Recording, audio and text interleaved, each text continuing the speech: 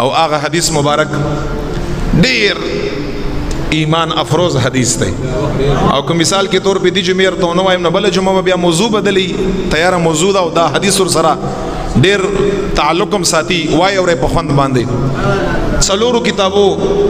دا حدیث مبارک ذکر کړی خو چې کوم اول نوم ز اخلمنو هغه نوم موږ د لپاره کافی دی امام بخاری دا حدیث روایت کړی دی په خپل بخاری کې امام ابو داود هم دا حدیث روایت کړی دی په خپل سنن ابو داود شریف کې او ابو یعلا په خپل مسند کې مسند ابي یعلا باغی کې مشتا او د امام بخاری استاد د مصنف عبدالرزاق هغه خپل مصنف کې دا حدیث روایت کړی دی معتبر دا څلور کتابونه دي دا حدیث واوري پیغمبر صلی الله علیه و آله وسلم حدیث دا دی د غزوه احد په ورځ باندې ناس دی مبارک دعاګانې وکړي یا الله زما صحابه مدد وکړه خدای زما صحابه کرام ما سره ډیر نسبت او وفا ده ته امداد وکړه خدای پاک اسمانونو فرشتي راولګلې حضور مبارک دعاګانې که حالانکه په صف اول کې رسول الله مبارک په خپل باندې جنگیدل په صف اول کې ٹھیک دا تاسو ته دا پته لګي چې په صحابه او زمانہ کې به بهادر صحابي چاته ویل کېده نن سبا خدا قائدین صاحبان ایسیګانو تناستي کنه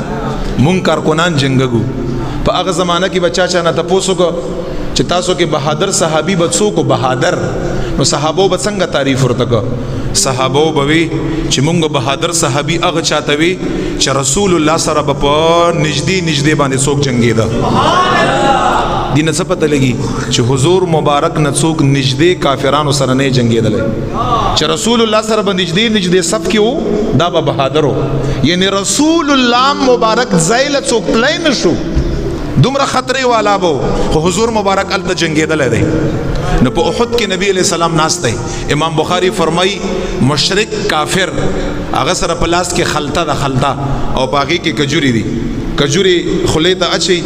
نبی علیہ الصلوۃ والسلام ناشته محبوب علیہ السلام مبارک باندې تیرېږي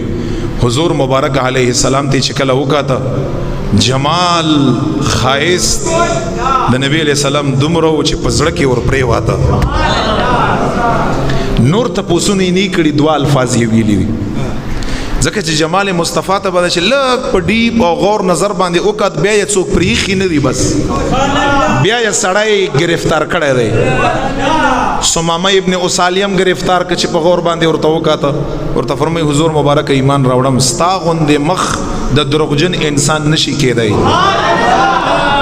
دغه مشرک انسان نه دی چې ویلی ده زړه کې جمال مصطفی علیہ السلام پرې واته امام بخاری الفاظ دادي نبی علیہ السلام لراغه بس دوه خبرې ورته کړي سورته فرمای یا رسول الله اقاتل او اسلم دوه خبرې راته او جنگي ګم ډایرک لاټ سمستا په ملګرتیا کې کافر سره که اول پتا باندې ایمان راوړم نور خبرې نشته بس اقاتل او اسلم ډایرک ستا طرف نه کافر سره او جنگي ګم او اسلم که ز پتا باندې اول ایمان راوړم صاحبانو دغه مشرک کافر چې کله دال دوه الفاظ وی هغه ته نسبت د مصطفی علی السلام دومره پته نه وکنه مرګ کوم مرګ دی جنگیدل کوم جنگیدل دی چې پس د نسبت د مصطفی علی السلام مبارک نه مری خو هر څوک جنگي خو هر څوک په احد کې هغه طرف نه څوک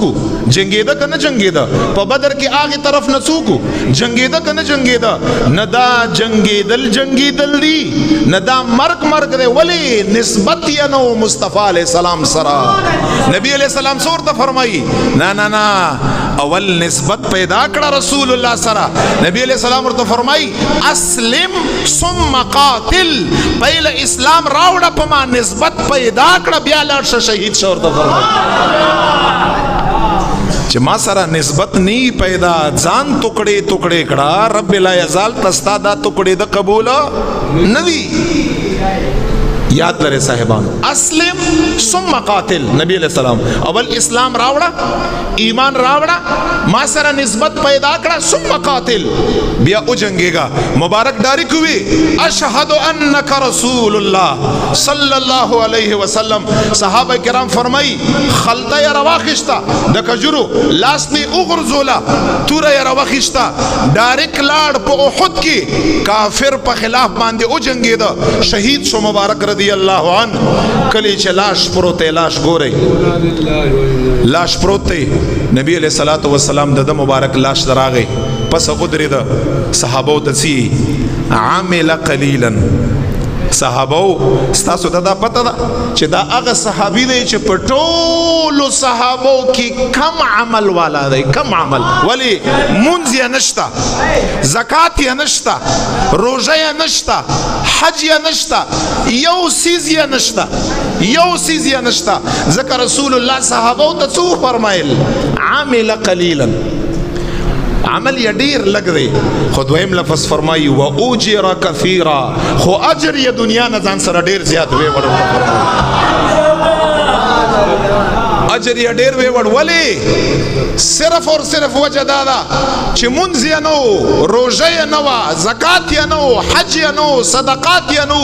تلاوتونه یې نو یو شی یې نو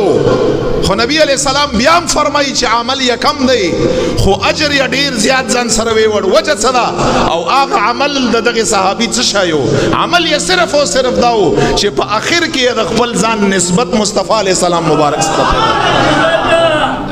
چې نبی علیہ السلام سره نسبت پیدا کا